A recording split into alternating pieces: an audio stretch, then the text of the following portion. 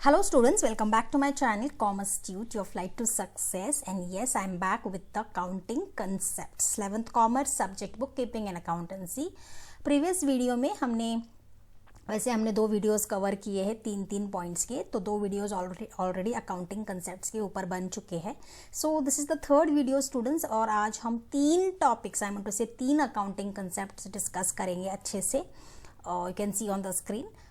So before going ahead students, new people to my channel, kindly like, subscribe and share so the video is useful to everybody. ठीक है, तो हमारा 7th वाला जो accounting concept है वो है realisation.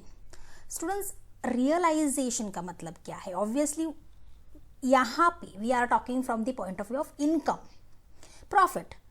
Income is recorded only when it is realised. Definitely हम कब रिकॉर्ड करते हैं? इनकम को रिकॉर्ड तभी करते हैं जब वो हमको एक्चुअली होता है, मिलता है, in the sense, right. Either आप उसको रिसीव करते हो या अर्न करते हो, राइट. तो रेवेन्यूज जैसे कि profits are recorded only when sale are effected और services are rendered. Very simple. Revenues आप तभी ही रिकॉर्ड करते हो जब आपके सेल्स अफेक्ट होते हैं, मतलब आपने ज़्यादा सेल्स किए हैं तो पैसे मिलते हैं, उसमें आपने प्रॉफिट कमाया है, तो तब जाके आप रेवेन्यूज को रियलाइज करते हो और रिकॉर्ड करते हो. या जब आप किसी को कोई सर्विसेज देते हो, उसके एक्सचेंज में आपको पैसे मिलते हैं, प्रॉफिट्स मिलते हैं, तभी ही आप उनको रिकॉर्ड करते हो, right. Now sales revenues are considered as recognized when sales are affected during the accounting period.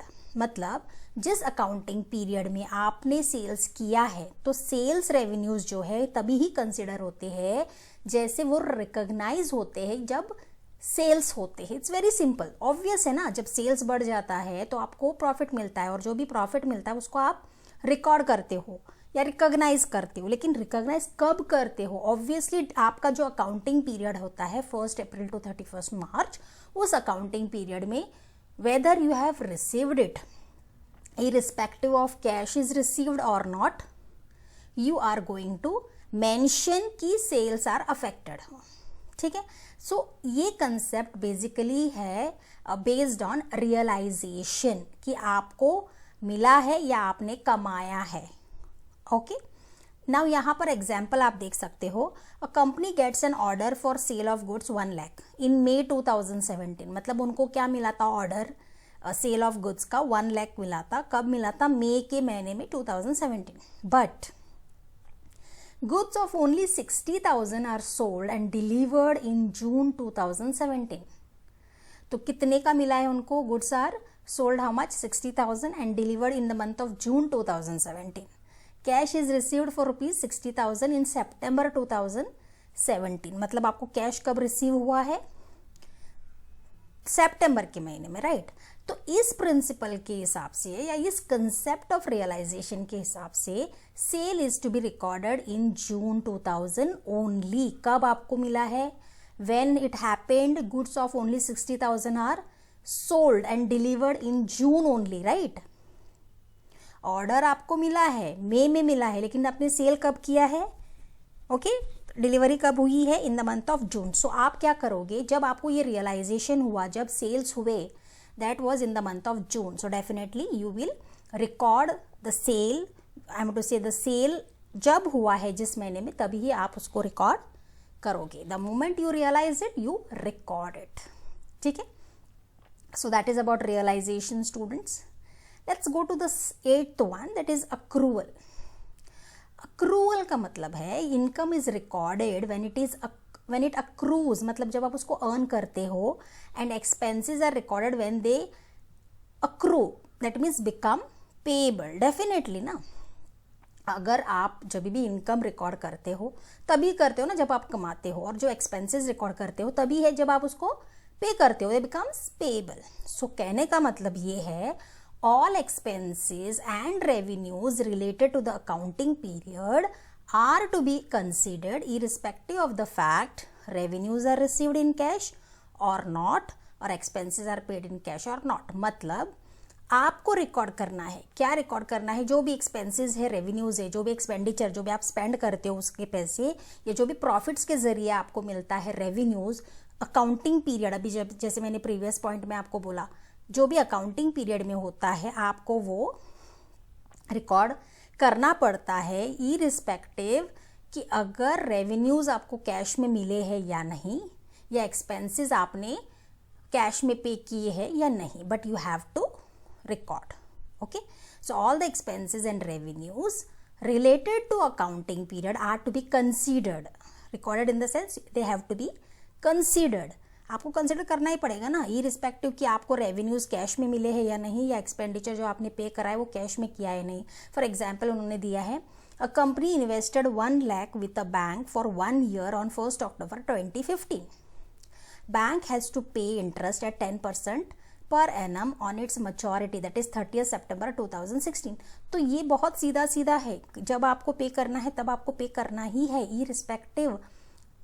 Yes और नो. सो डेफिनेटली यहाँ पर आप देख सकते हो इन्वेस्ट कितना किया था बैंक के साथ, कब किया था, with on 1st October, but now bank has to pay interest at 10% on its maturity that is 30th September. This is very simple and general example they have given कि company ने invest किया है bank में तो bank को interest तो पे करना ही पड़ेगा ना.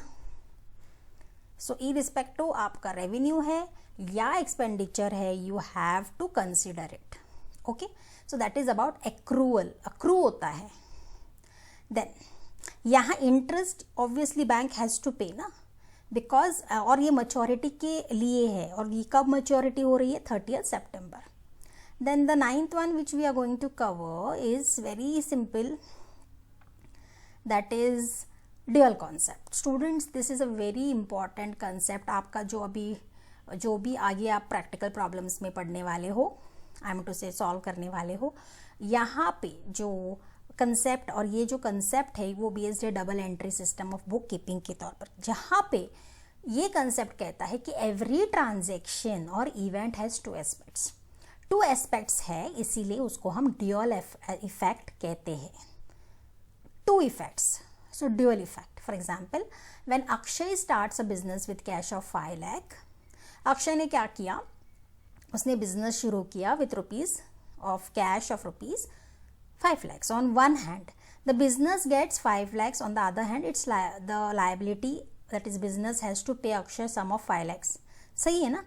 तो अगर आपने अक्षय ने बिजनेस स्टार्ट किया 5 लाख से, तो एक तो है कि बिजनेस को क्या हो गया, कैश मिल गया 5 lakhs का.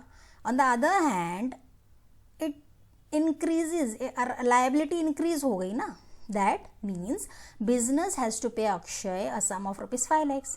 सो this concept which recognises the fact that every debit there is a corresponding and equal credit. Sorry, तो ये कंसेप्ट हमको बताता है कि अगर कोई भी, that if there is a debit there will be a corresponding and equal credit also.